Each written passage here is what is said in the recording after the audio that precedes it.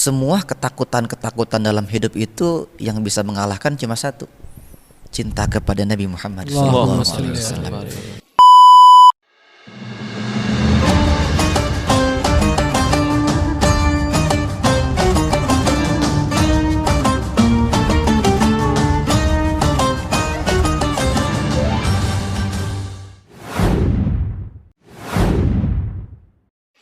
Podcast Tanjakan, tanya jawab dadakan. Bismillahirrahmanirrahim. Assalamualaikum warahmatullahi wabarakatuh. Waalaikumsalam warahmatullahi wabarakatuh. Alhamdulillahirabbil alamin.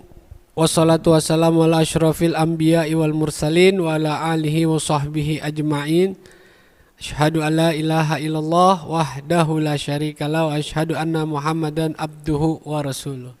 Allahumma salli ala sayyidina Muhammadin miftahi babi rahmatillah adada ma fi ilmillah salatan wa salaman daimaini bidawami mulkillah wa ala alihi wa sahbihi. Rabbi shrah li sadri wa yassir li amri wahlul 'uqdatam min lisani yafqahu qawli. Shadaqallahu lazim. Amma ba'du. Alhamdulillahirabbil alamin. Malam hari ini kita kembali ketemu lagi di acara podcast Tanjakan. Iya, tanjakan pas belokan lagi. Tanjakan pas belokan ya. Masih bersama kita berempat yang biasa memang nggak asing lagi. Udah direndam ya? Nggak asing lagi, garamnya Itu hilang. asin, Oh, Bang. asin. Itu asin, Om. Oh, iya. Ya udah nggak asing lagi ya. Pastinya malam hari ini kita akan membahas temanya yang luar biasa menarik dan kita akan mengetahui siapa sosok dari Nabi Muhammad. Wah, pas banget ini kan Seperti masih biasa saya kenalin lagi, mungkin karena baru banyak yang lupa, saya kenalin dulu nih. Teman saya yang di ujung namanya Om Denny. Iya, Om Denny. Om, say hi dulu dong. Say hi. Ya, Say yang hi. kedua adalah guru kita bersama yaitu Ustadz Muhammad Syamrijal. Ya, dan saya sendiri adalah Babang Qadir dan juga teman saya namanya Ustadz Adit. Bang, apa sih podcast Tanjakan? Tanjakan itu artinya adalah tanya jawab dadakan. Ya mudah-mudahan Kayak tahu bulat ya? Enggak jauh beda. Oh iya. Kayak tahu bulat. Iya. Ini inspirasi juga dari tahu bulat. Jadi tahu bulat itu ada sebuah tahu yang bentuknya bulat. Bukan. Makanya disebut tahu bulat. Tahunya kotak Oh, padahal gitu kalau ya? kita lihat. Iya, iya. Enggak bulat-bulat Oh, amat. iya, betul, Kadang betul. udah penyek-penyek gitu kan tahunya. Itu minyak banyak banget. Kadang gini, Enggak, itu kadang pas kita beli bulat nyampe rumah jadi kotak. ada yang D-nya kan, ada kempes yang dia. gemes. Kempes tahu. Masalah Itu gitu minyaknya banyak banget kan tahu bulat itu kan, tahu nggak? Jadi abis digoreng begitu udah lama minyak udah nggak, abangnya ngelap muka minyak muka itu. Ya Allah. Nah, oke, mudah-mudahan kita bermanfaat podcast kita malam hari ini. Langsung aja nanti kita akan sedikit tanya jawab perihal tentang siapa sih sosok dari Nabi Muhammad dan kenapa kita harus belajar untuk mengikuti Nabi Muhammad dan apa-apa aja sunnah-sunnah yang biasa beliau lakukan yang bisa membawa keberuntungan dan keselamatan buat kita baik di dunia maupun di akhirat. Insya Allah nanti akan bersama guru kita Ustadz Rijal yang akan menjawab pertanyaan-pertanyaan seperti itu ya. Nah, alhamdulillah. Langsung aja Pak Denny mau Iya. nanya apa Pak Ustadz Rijal? Apa ya? Dor. Kisah awal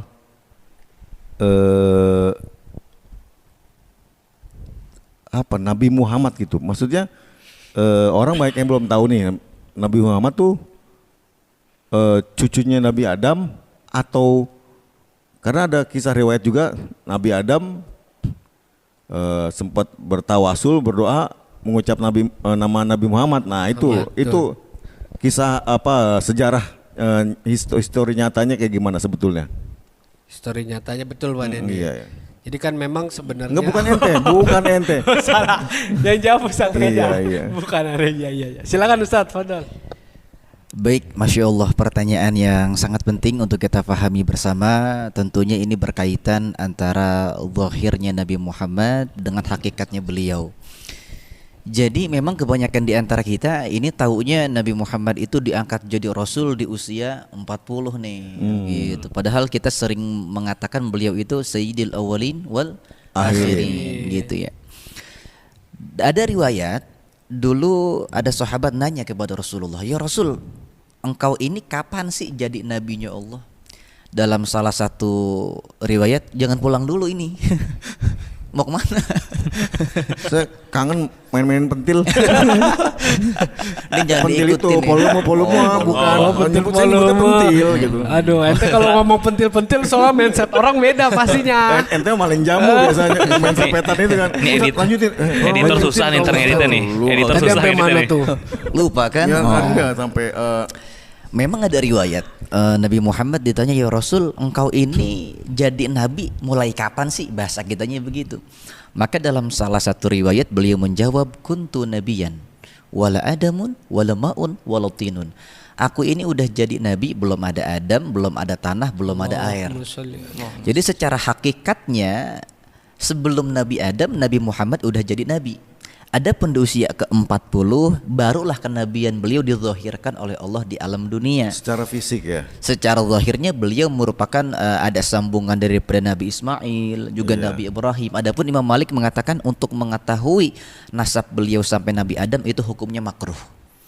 Gitu. Ngapain kepo amat gitu ya. Ntar akhirnya kita timbul bahasa, oh sama-sama cucunya Nabi Adam nih kita. Nah, akhirnya timbul apa namanya ya, satu kerendahan yang kita sematkan kepada beliau, nggak boleh.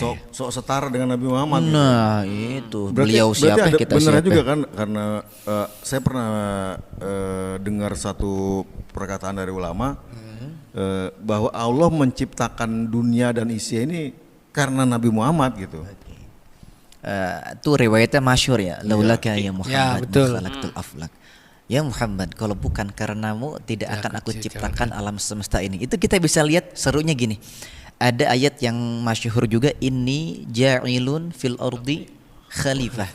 Allah Ta'ala itu kan berarti bertujuan menciptakan alam dunia ini buat siapa? Buat khalifahnya. Yang dia maksud khalifah di situ siapa? Presiden? Bukan. Kata para mufassirin adalah orang-orang yang senantiasa melestarikan, menjaga dan menyebarkan hukum-hukumnya Allah Ta'ala. Siapa pemimpin kita kalau bukan Nabi Muhammad dalam Allahumma sholli menyebarkan alaihi. hukum-hukumnya Allah Ta'ala. Makanya kenapa alam dunia ini masih ada? Karena masih ada khalifahnya Rasulullah, yakni para aulia. Iya. Kalau auliyanya udah nggak ada, habis sudah nih dunia, begitu. Nah, makanya zaman sekarang itu sebenarnya mungkin banyak orang Islam yang tahu hanya sekedar Bentar, ini samping teman kita nih nggak ngomong-ngomong nih dari Iya. tadi, Sariawan apa gimana nih? dia kata Jadi itu pertanyaan. lagi nyaring-nyaring pertanyaan nih. Oh, dia lagi nyari Mic-nya di sini pertanyaan. dong. Oh iya. Nah, Masa mic spesialis nyari pertanyaan gitu. Masa mic ditaruh di kuping. Karena kan kita lihat di kenyataan saat ini memang sekarang orang itu dia Islam tapi mungkin dia belum tahu sosok benarnya dari Nabi Muhammad. Yang dia ketahui Nabi Muhammad nabi terakhir gitu kan. Oh, dia orangnya baik bla bla bla bla bla gitu. Tapi terkadang kita untuk mengikuti sunnahnya Rasulullah itu terkadang masih susah. Nah, pertanyaannya kadang kalau kita mau ngikutin sunnah Rasulullah itu agak susah atau agak berat, itu kenapa? Apa karena memang kita kurang cinta atau karena memang pengetahuan kita tentang beliau kurang dalam gitu sehingga kita sunnah ini gitu loh. Ya, betul, Sunnah Nabi kita apa ya, seperti Menyepelekan sunnah aja. Nabi itu ya menyepelekan aja gitu loh. Nah, padahal itu kan manfaatnya banyak. Nah, pertanyaannya itu tadi apaan? jadi kalau menurut saya gini ya. Orang tapi anu. Yang jawab saya dong. Oh iya. Tapi menurut saya dulu dong, Iya, boleh kan? boleh, kan saya boleh. berpendapat sesuai Boleh. keilmuan ya saya yang cetek banget ini. Iya, nanti setelah ini kan di Bennett nih. Oh, iya. Enggak. Sepengalaman pribadi aja ya. Jadi rasa cinta itu nongol ketika kita mempertanyakan kok mungkin awalnya ada pertanyaan gitu. Nabi Muhammad sunahnya mengentengkan. Jadi karena dulu sempat banyak ucapan yang sunah dilakukan berpahala, nggak dilakukan nggak Ya, apa-apa. betul. Iya, Mindset iya, iya. orang memang Nah, sekarang begitu. nah itu Maksudnya saya rubah. yang kita tahu gitu ya. Dilakukan berpahala, nggak dilakukan rugi, Rugi, dong. betul. Nah gitu. Jadi itu lama nongol dan lama-lama gimana supaya saya membangkitkan caranya saya cinta Cinta dengan kepada Nabi Muhammad. Rasulullah. Karena kan ada dalilnya tidaklah kamu beriman kalau kamu Allah dan Rasulnya lebih dicintai dari apapun. Gitu kan. Gitu betul. Lama-lama gimana caranya? Salawat sampai yang benar-benar kangen, nangis Nangis rindu. sampai waktu itu saya ada pas salah satu makam gitu ya, makam Babuyut, enggak maksud makam Nabi Muhammad gitu ya, itu bisa Nangis. sendirinya gitu. Nah, Maksudnya apa nih? Bisa sendirinya ya nangis. keluar apa nih? air ketuban, air mata dong. Gitu. Nah, itu kalau secara pengalaman experience religi saya sih seperti itu. Nah, kalau menurut Ustadz gimana? Oke. Baik, jadi cinta kepada Nabi Muhammad itu merupakan anugerah. Nah, kuncinya itu pemberian dari Allah Ta'ala. Kalau kita sudah meyakini mampu mencintai Nabi Muhammad itu karena anugerah dan pemberian, ya kalau kita mau cinta kepada beliau ya sering-sering minta. Makanya dulu Al-Imam Abdul Wahhab Asy-Sya'rani, beliau tuh setiap malam sampai rutin doa, Allahumma habibni ila habibika sayyidina Muhammadin sallallahu alaihi wasallam. Ya Allah, tambahin rasa cinta di dalam hati saya untuk Nabi Muhammad kekasihmu sallallahu alaihi wasallam. Allahumma habibni ila habibika sayyidina Muhammadin sallallahu alaihi wasallam. Ya, jadi mesti kita didik. Terkadang kita ini gini, kita tidak mendidik hati kita untuk cinta harta, tapi dengan sendirinya hati kita cinta kepada harta. Kita tidak mendidik hati kita untuk cinta kepada jabatan, tapi dengan sendirinya hati kita bisa cinta kepada jabatan. Jadi keakuan ya, punya aku, jabatan Nah, aku. jadi di antara kita banyak yang hidup ini kan gelisah. Maaf ya, ada yang takut miskin, ada yang takut nggak kepilih, ada yang takut gagal, ada yang takut setan. Semua ketakutan dalam hidup itu yang bisa mengalahkan cuma satu: cinta kepada Nabi Muhammad sallallahu alaihi wasallam. Ya Rasulullah. Nah, ini ada pertanyaan. Ini dulu sempat saya pertanyakan ketika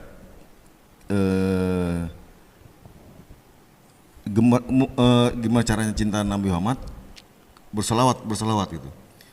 Sampai saya bersolawat tuh gimana? Apa nyebut solawat doang atau kita gini, Allahumma sholli ala sayyidina Muhammad, dengan pikiran ya Allah sampaikan salamku kepada Nabi Muhammad. Jadi nggak langsung ke Nabi Muhammad gitu. Gimana tata cara yang benar, adab yang benar ketika bersolawat, pikiran kita? Baik.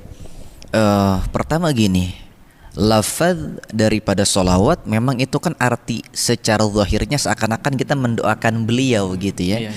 Tapi sebetulnya bukan itu. Bagaimana kita ini bisa mendapatkan perhatian doa dari beliau? Kalau kita sudah bisa mendapatkan perhatian pandangan dari beliau, walhasil semua kesusahan kita hilang semua. Maka dari itu satu nih, meskipun wirid sholawat ini wirid yang paling fleksibel, ya nggak perlu ijazah, nggak perlu hitungan tertentu, tapi ada adab-adab yang perlu kita tunaikan agar sholawat yang kita baca ini efeknya lebih bagus. Satu, minimal jangan lupa membaca satu balikan suratul Fatihah kepada beliau. Ila hadrati Rasulillah sallallahu alaihi wasallam. Assalamu alayka ya sayyidi ya Rasulullah. Sambil kita nundukin kepala, seakan-akan kita berhadap-hadapan dengan Rasulullah sallallahu alaihi wasallam. Atau boleh yang kedua, kita pejamkan mata kita, karena memang ulama ngajarin begitu. Kalau kita wirid, zikir, mata tuh kita meremin. Sebab kalau mata kita masih melek, ngelihat karpet jadi hijab nih. Ngelihat kabel nguntel jadi hijab. Kita boleh bayangin seakan-akan kita ada di hadapan makamnya Rasulullah sallallahu alaihi wasallam. Makanya tadi Pak Denny cerita, beliau di depan makamnya Rasulullah dengan sendirinya itu keluar air mata. Feel-nya beda. Makanya saya bilang tanah di sana dengan tanah di sini ya beda. Bukan harganya nih, nilai kualitasnya, karena tanah di sana pernah diinjak oleh Rasulullah sallallahu alaihi wasallam. Ustaz. Nah, dari kesimpulan tadi, Ustaz, ada beberapa pertanyaan. Kan tadi kan bahas masalah sholawat ya, betul ya. Nah, perbedaan, Ustaz, antara sholawat sama syair yang dikarang oleh ulama-ulama sekarang. Nah, terus kemudian kalau syair itu, kalau misalnya nih kan mungkin kita lagi agak bosen gitu ya saat sholawat ya, karena kan mungkin konteksnya mungkin terdengar hanya begitu-begitu saja gitu ya. Variatif kan, gitu ya. Variatif. Tapi kalau syair ini kan berbagai macam, nah, dan isinya juga pujian, Ustaz. Nah, kalau syair ini gimana, Ustaz? Apakah kita bakal dapat pahala pertama, dan juga apakah yang kedua kita bakal dapat syafaat kalau kita baca syair yang memuji Nabi Muhammad sallallahu alaihi wasallam? Oke, baik. Jadi pertama gini, syair ini masyhur di kalangan para ulama, tidak hanya digunakan untuk memuji Rasulullah sallallahu alaihi wasallam. Ada syair yang digunakan untuk sebagai syiar, ada yang untuk mengagungkan Allah, bahkan ada yang untuk doa. Seperti kan gafani ilmu rabbi. Itu saja ulama masyhur, kalau dibaca tiap malam ganjarannya apa tuh? Nah, banyaklah manfaat yang bisa kita dapat daripada membaca qasidah ataupun syair. Nah, dari banyaknya keberagaman macam-macam jenis ibadah dalam Islam, karena kita supaya tidak tertimpa yang namanya malal, bosan. Makanya ketika awal-awal suratul Baqarah itu ngomongin tentang Bani Israel, itu mereka disebut dengan ashabul malal, orang yang bosenan. Dan bosenan ini penyakit. Ashabul malal. Jadi kalau kita mau ngobatin bosannya kita bisa pakai syair tadi. Ada pahala, iya pasti ada. Allah Ta'ala nggak pernah pelit bagi-bagi pahala kepada kita. Masya Allah. Begitu. Berarti memang kalau misalnya kita sumpama ya, kan ada ya namanya manusia gitu kan. Iya, ada Oh, kita- bosannya, Iya wajar. betul, kita pengen muji Rasulullah dengan syair nih. Jadi gini, Gitu kan. bosan itu manusiawi betul. Hmm. Dia tidak dihukumi selama masih dalam ranah rasa. Tapi kalau sudah diekspresikan, nah, gue bosen nih duha mulu, duit gue kagak nambah. Berarti itu berarti bosen yang diekspresikan tuh. Gue bosen nih salawat mulu, kok salawat mulu nggak ketemu Rasulullah dalam mimpi ya. Akhirnya berhenti salawat tuh. Nah itu ekspresi dari bosan itu yang tidak dibenarkan oleh para ulama. Maka dari itulah ada dalam istilah tasawuf tuh mujahadah. Mesti dilawan bosan, bukan dibawa perasaan begitu. Bosan ngasok dulu. Itu namanya ibadah pakai Meskipun baru ucapan ya, belum dikerjakan bosannya itu gitu ya. Gimana?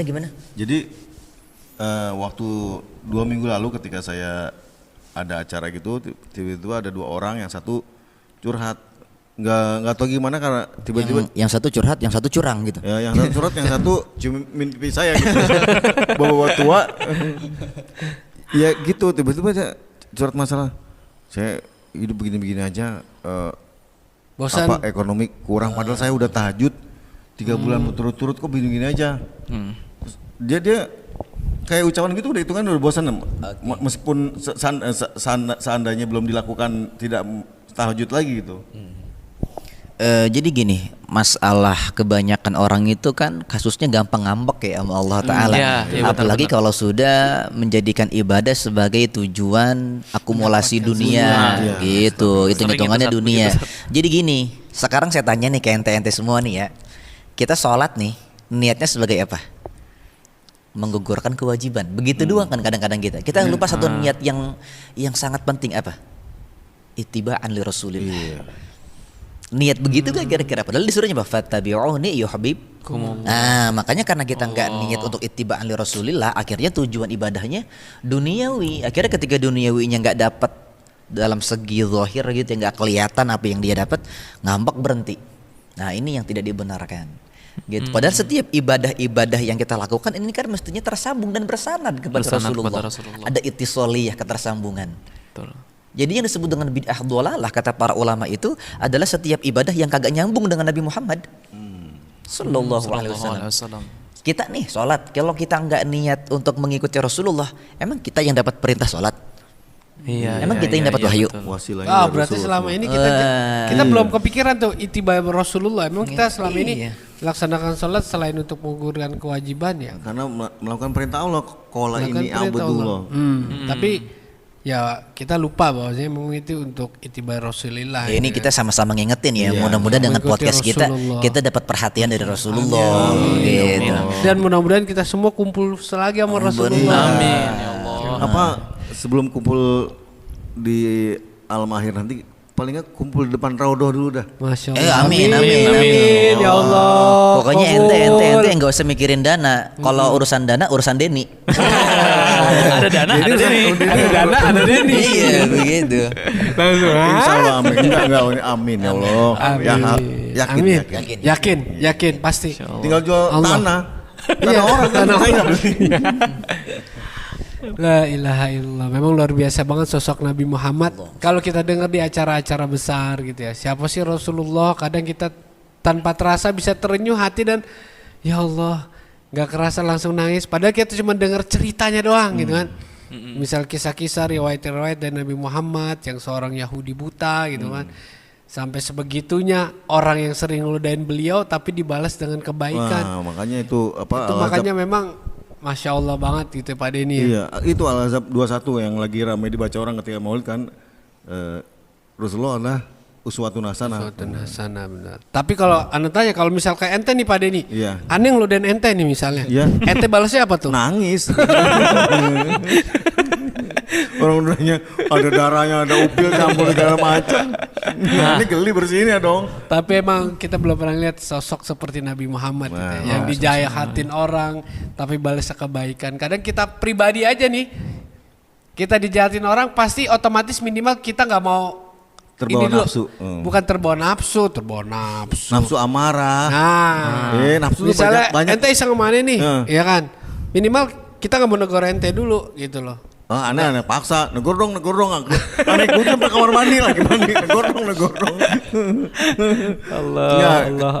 Paling nggak gini, kita berdoa semoga kita dijauhkan dari sifat yang anti Rasulullah. Amin. Kayak ada sebuah kisah Amin. Ketika kita sholat, ngapain doa? Kok kita semua ngucap Muhammad? Ada murtadin kayak gitu. Nauzubillah min dzalik. Lihatnya aja udah gedek sendiri. Astagfirullah. Sabar, tenang, sabar. Maksudnya sabar. Ngapain gua sholat? Kok kita kayaknya mendoakan Muhammad? Siapa Muhammad itu? Masya Allah, beraninya gitu. Ya Allah, semoga kita nggak kayak gitu ya. Ada yang kayak gitu ya Pak Din? Ada videonya ada. Ada videonya. La ilaha illallah. Semoga diberi hidayah. Amin. Amin ya rabbal alamin. Ya cuman kita bisa doain gitu aja. Iya, Kalau depan mukanya mungkin disambit air keran. Air keras dong. Air keras ya, air keras. Batu es dong, batu es. Nah tapi boleh nggak Tat? Biasanya memang kan kadang nih ya kalau kita sebagai orang awam gitu, misalnya ada sosok Nabi Muhammad yang memang dijelekan sama orang lain gitu, otomatis kita marah nih. Nah, Gitu kan? Kita marah, ya mungkin kita bisa berantem atau kita bisa melakukan pemukulan atau minimal kita ngatain dia yang ngelawan lah gitu, karena memang sosok Nabi kita itu dijelekan, di lain sebagainya. Nah memang sebenarnya itu dibolehkan atau enggak sih? Gitu loh. Oke, baik, kalau menurut saya ketika kita melihat fenomena yang tidak ataupun kurang mengenakan hati kita belajar melihat fenomena tersebut sebagai takdir dari Allah Ta'ala. Bisa jadi yang sedang diuji adalah kita, bagaimana responnya terhadap mereka-mereka. Sebab mereka pun bagaimana di sini tetap tertulis made in Allah, bukan made in China. Kalau kita berpikir dan melihat dengan basirah kita semakin jauh, ini orang kalau begini dia kagak tobat, kasihan. Ujung-ujungnya nanti dosono diseksa. Nggak tega dong. Jadi respon kita terhadap hal itu bagaimana caranya ini orang bisa mendapatkan hidayah dari Allah Ta'ala. Kita nggak boleh menghakimi, bukan ke Allah Ta'ala yang maha kuasa atas segala sesuatu. Meskipun ente kodir, tapi yang maha kuasa tetap Allah Ta'ala. Begitu. Meskipun ente kodir, tapi ente bukan miftah. Tapi kan kadang kita nggak terima gitu ya. Misalnya ada ya sosok Nabi kita dijelekin kayak tempo hari mungkin yang dibikin kartun lah atau dijelek-jelekan oleh, mohon maaf itu orang yang di luar Islam lah gitu kan. Karena kalau kita lihat media sosial, kalau udah misal perihal agama gitu, kalau komen-komennya itu ada yang sampai menjelekkan Nabi kita gitu, dibalaslah lagi sampai sama dengan netizen juga gitu, membalas dengan perkataan yang memang ya nggak mau kalah lah istilahnya, ya kita membela Nabi kita gitu. Tapi sosok Nabi Muhammad sendiri ketika dia dijelekan sama orang lain ataupun dia dijahatin sama orang lain, dia membalasnya kan kebaikannya. Oke. Nah kita dosa nggak tuh? Dosa nggak? Yang jadi pertanyaan, kita berdosa nggak tuh kalau kita misalnya marah, kesel atau mungkin nggak terima dengan apa yang dilakukan sama dia perihal tentang sosok Nabi Muhammad ataupun ulama dan lain sebagainya yang kita percayai dan kita ikuti. Gitulah. Kita ikutin dalam ngajarnya dan lain sebagainya. Dosa nggak sih kita? Oke. Kalau untuk berdosa atau tidak, saya tidak berani menjawab itu. Tapi bagi saya begini, ketika ada orang yang berani untuk menghina Rasulullah, mungkin kayaknya karena salah kita deh. Salah kita kurang melakukan seperti ini, menyebarkan bagaimana Rasulullah, bagaimana sifat akhlak beliau, sehingga semakin lemahnya cinta kepada beliau di antara umat ini meredup, akhirnya orang-orang yang tadinya nggak berani jadi berani menghina. Gitu. Harusnya kita kayaknya lebih harus marah ke diri sendiri deh kayaknya. Kalau kita mesti memukul, yang kita pukul kayaknya diri kita sendiri deh. Kayaknya gitu sih kalau bagi saya. Kita belajar tidak menyalahkan orang lain ya. Jangan-jangan itu semua karena salah kita sendiri juga gitu kan. Ini udah kayaknya udah tasawuf nih ya. Udah berat nih. Iya, nyambung semua emang Muhammad mah. Oh iya, beliau babul wilayah. Benar. Iya kan? Pak Ustadz, ini di tengah-tengah podcast kita ada yang bertanya Pak Ustadz. Silakan. Ya. Bocah Jadi- mana itu? Hah? Bocah mana? Matong. Sono Bojo Gede. Sebutin aja namanya siapa ya? Ada di sini namanya Naila.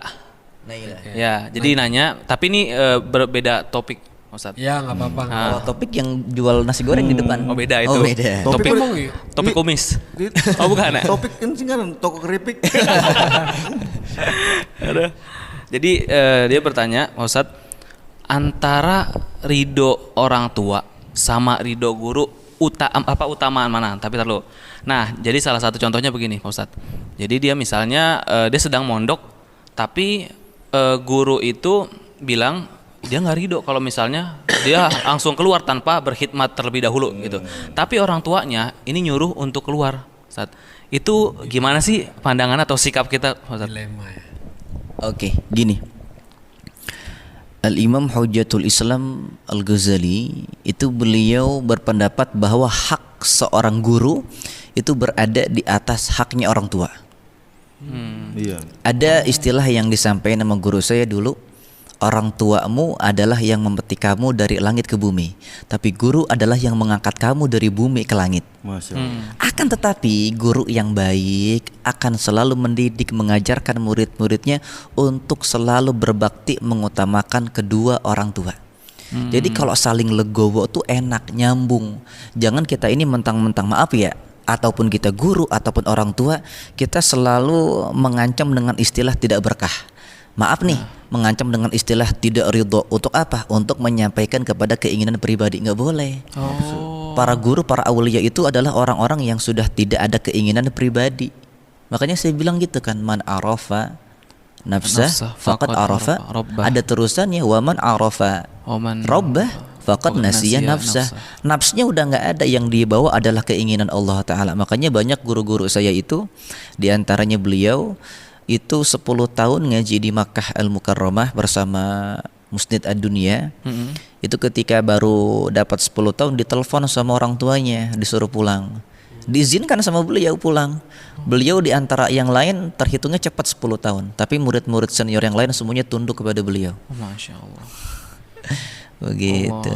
Jadi artinya kalau seperti ini, kalau milihnya yang mana dulu nih, guru dulu apa orang tua dulu, Tat? Kejadian yang model begini nih. Kalau umpama si orang tua ini minta kebutuhannya mendesak, seperti orang tuanya ada yang sakit, tidak ada yang merawat, kebutuhannya masalah nyawa, ini lebih diprioritaskan. Begitu ketimbang berkhidmat. Begitu. Kalau misalnya ternyata orang tuanya emang gak ada apa-apa gitu, emang pengen anaknya pulang, Hanya nggak gitu. suka aja gitu Zat, sama mungkin pondoknya gimana gitu ya. Itu kayak gitu gimana? Kita nggak bisa jawab secara spontan ya, sebab kita nggak tahu situasi sebenarnya di lapangan.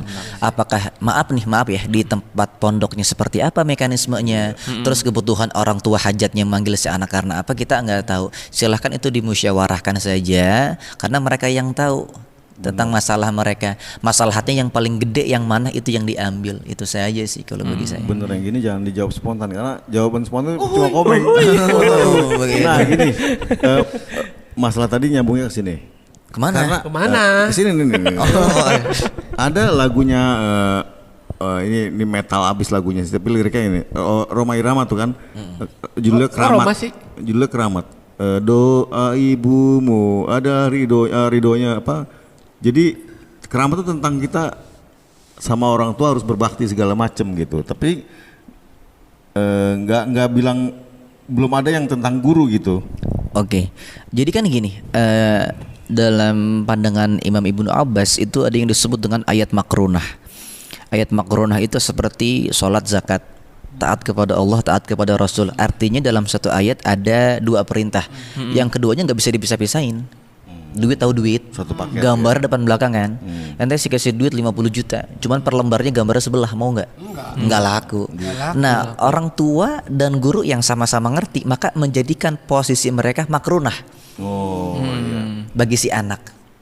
Oh ini kan anak saya, oh ini kan murid saya, ya nggak nyambung. Sementara didikan para aulia itu kuncinya dua saja. Maulana Al Habib Muhammad Lutfi bin Ali bin Yahya itu beliau sering kasih dawuh, kasih pesan, kalau mau jadi wali dua saja, taat kepada orang tua, taat kepada guru, selesai.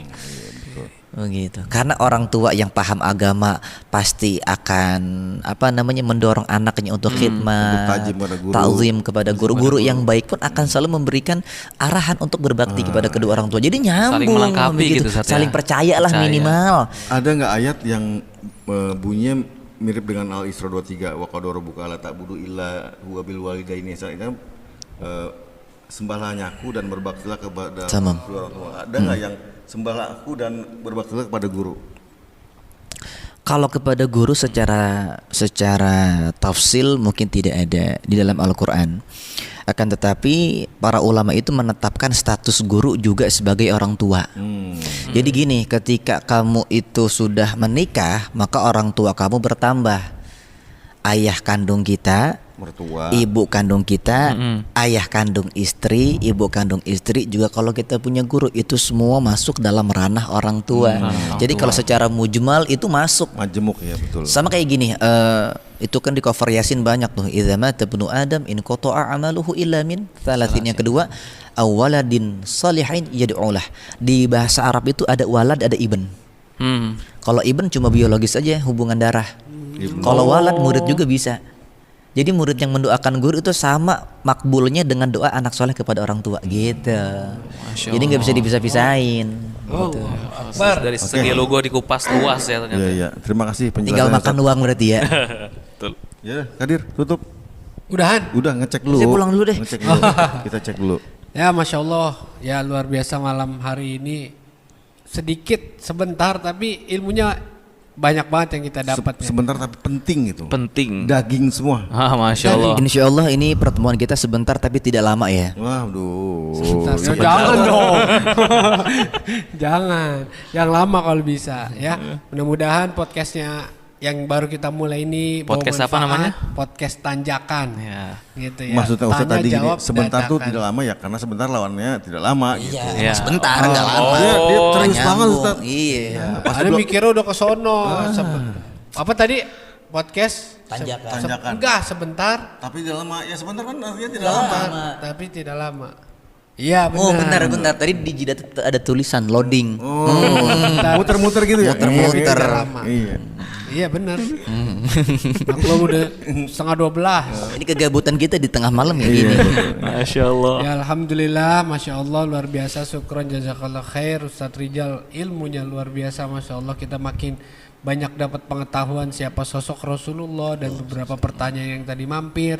Kita intinya mudah-mudahan kita selalu diberikan taufik, hidayah, inayah oleh Allah Subhanahu Wa Taala sehingga kita bisa pelan-pelan bisa makin cinta, makin rindu, makin sayang, makin pengen ketemu sama Nabi Muhammad dan kita bisa mencontoh siapa itu Rasulullah, orang yang paling wajib kita ikutin selama kita hidup di dunia ini. Mudah-mudahan Allah berikan semua buat taufik buat kita. Terima kasih atas perhatian semuanya. Mudah-mudahan kita bisa ketemu lagi lain waktu, lain kesempatan. Terima kasih, saya akhiri bersama Ustadz Rijal, Pak Denny dan juga Ustadz Adit. Mudah-mudahan kita ketemu lagi lain waktu. Terima kasih. Wabillahi taufiq wal hidayah. Assalamualaikum warahmatullahi wabarakatuh.